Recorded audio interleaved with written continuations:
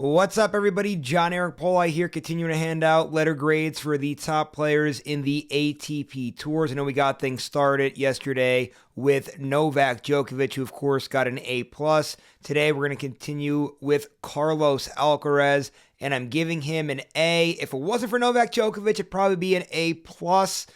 We know he had a great year, but obviously with Novak winning 3 of the 4 majors, and you're giving him the A+, if that's the standard, I mean, I just can't give Alcarez that A+, even though he probably would deserve it. But he's getting an A because he had a great year. Let's take a look at his numbers, by the way, here. Record very good. He was 65-12. Those 65 wins are second most on the tour this year. He won 84.4% of his matches. That's nothing to sneeze at there. That's very impressive and very dominating.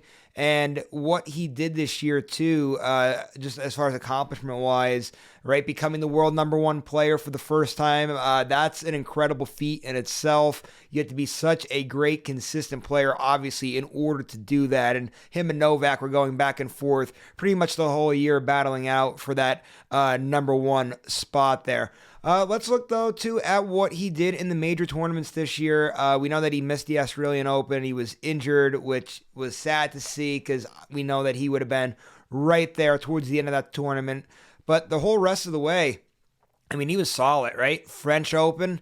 I actually thought if he did not get injured and started cramping up that he was going to beat Novak Djokovic in that semi. It seemed like he really took the momentum away from Novak until he started getting cramped up there. So I think he's going to be coming back in that tournament with a vengeance this upcoming year in 2024. But obviously, after such a tough loss there, he bounces back in a big way by winning the Wimbledon tournament in such a great fashion there in the finals. A 5-set thriller. He outlasts Novak Djokovic. Of course, he even beat him in a tiebreaker in one of those sets, which Novak hardly ever loses. So what a great tournament that was for him. And then the U.S. Open. He was the defending champ coming into this year. He defended that in a nice way. He did not win it again this year, but still, though, he didn't go down without a fight, making the semifinals, losing to Daniil Medvedev in that. So, solid year for him. It doesn't get much better than that. Again, if it wasn't for Novak Djokovic, this is probably an A+ grade. We're talking about him as the top guy in the world, but